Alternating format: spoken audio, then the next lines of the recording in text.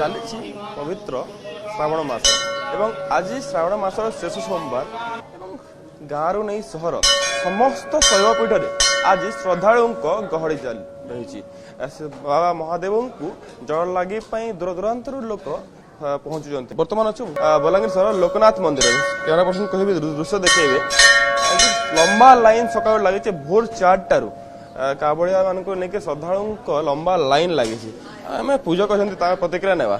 ଆଜ୍ଞା କ'ଣ କହିବେ ଆଜି ଶ୍ରାବଣ ମାସର ଶେଷ ସୋମବାର 4 ସୋମବାର 3 ସୋମବାର ଗଲାଣି 4ଥ ସୋମବାର ଏବଂ କେଉଁ ହିସାବରେ ଲୋକଙ୍କ ମନସ୍କାମନା ପୂରଣ ହୋଇଥାଏ ବାବାଙ୍କୁ ଜଳ ଲାଗି କରିଥିଲେ ଏବଂ କ'ଣ ରହିଛି ମାନ୍ୟତା? ଦେବଦେବ ମହାଦେବ ଶ୍ରୀ ଶ୍ରୀ ଲୋକନାଥ ମନ୍ଦିର ବଲାଙ୍ଗୀର ଆଜି ରାତି 3ଟାରୁ ମନ୍ଦିର ଖୋଲା ହେଲାଣି। ଭକ୍ତଙ୍କର ଆଶା ବହୁତ ନେଇକି ସେ ଶ୍ରଦ୍ଧାଳୁ ନେଇକି ବହୁତଟେ କାବଡ଼ିଆ ମାନେ ବି ସକାଳୁ ଆସିକି ଗଲେଣି ଏବଂ ଏବେ ଲାଇନ ଲମ୍ବିଛନ୍ତି ଦେଖୁଛନ୍ତି ତ ଶ୍ରଦ୍ଧାଳୁ ମାନେ ସବୁ ଲାଇନରେ ଖେଳ ହେଇଛନ୍ତି। ବହୁତ ଭିଡ଼ ଅଛି, ହଜାର ହଜାର ଲୋକ ଆସୁଛନ୍ତି। କହିବେ ମାନ୍ୟତା କାହା ରହିଛି ସୋମବାର ଦିନ ଭଗବାନ ପାଖରେ ଜଳ ଲାଗି କଲେ ମନସ୍କାମନା କେମିତି ପୁରା ହେସି? ଇଏ ହେଉଛି ଆମ ସବୁଥିରୁ ବହୁତ ପୁରୁଣା ପୀଠ ଏଇଟା ଲୋକନାଥ ମନ୍ଦିର ଯୋଉଟା।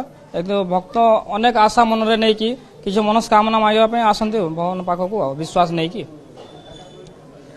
ଶହ ଶହ ଲୋକଙ୍କର ଲମ୍ବା ଲାଇନ ଲାଗିଛି। କେତେଟା ଲାଗିଛି, କେତେ ସମୟ ପର୍ଯ୍ୟନ୍ତ ଲାଗିବ ଏବଂ କ'ଣ କ'ଣ ଆଜିର କାର୍ଯ୍ୟକ୍ରମ କ'ଣ କ'ଣ ରହିଛି? ଆଜିର କାର୍ଯ୍ୟକ୍ରମ ହେଉଛି ଆମ ମନ୍ଦିର ଭିତରେ ଗୋଟେ ପିତଳଙ୍କ ବିଗ୍ରହ ବସା ହେବ। ତ ସେଇଟା ବାହାରେ ଅନ୍ନପ୍ରସାଦ ଚାଲିଛି। ହଜାର ହଜାର ଲୋକଙ୍କୁ ମୋଟା ହେଉଛି ବାହାରେ ଭୋଗ ଦିଆହେଉଛି। ତାପରେ 2ଟାରେ ଆମର ପୂଜା ଷ୍ଟାର୍ଟ ହେବ ଆଉ ସେଇଟା ଭିତରେ ବସିବ ମହାପ୍ରଭୁ। ସେଥିପାଇଁ ସଜା ହେଇଛି ସବୁଆଡ଼େ ଆଜି। ଆଉ ଶୁଣିପାରୁଥିଲେ ପୂଜକଙ୍କ ପ୍ରତିକ୍ରିୟା। ଲମ୍ବା ଲାଇନ ଲାଗିଛି ଏବଂ ଯେଉଁ ହିସାବରେ ଦୃଶ୍ୟ ଦେଖିପାରୁଥିବେ ସକାଳ ଭୋର 3ଟାରୁ ଶ୍ରଦ୍ଧାଳୁଙ୍କ ଗହଳି ଜମିଛି ଏବଂ ଆମେ ପ୍ରତିକ୍ରିୟା ନେବା ପାଇଁ ଚେଷ୍ଟା କରିବା।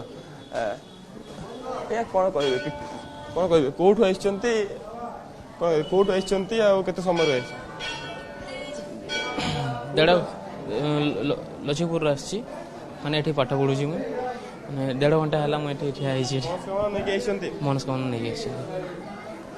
କାଁ କହିବେ ଆଜି ଲାଷ୍ଟ ସୋମବାର ତ ଆଜି ଦିନର ଗୋଟେ ମାନେ ମାନ୍ୟତା ରହିଛି ଏକା ତ କାଣା କହିବେ ଆଜି ଦିନ ବିଷୟରେ?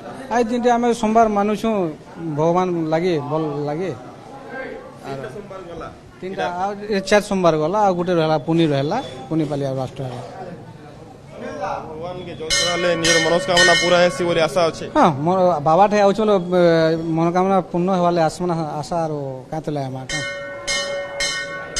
ଶୁଣିପାରୁଥିଲେ ପ୍ରତିକ୍ରିୟା।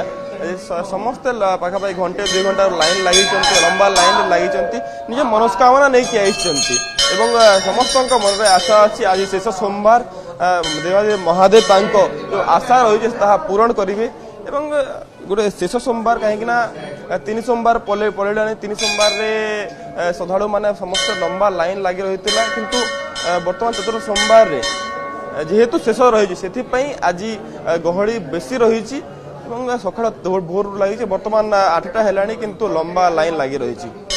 ବଲାଙ୍ଗୀରରୁ କ୍ୟାମେରା ପର୍ସନ ଆଶିଷ ସହ ଶୁଭମ ରହିଲା OTV।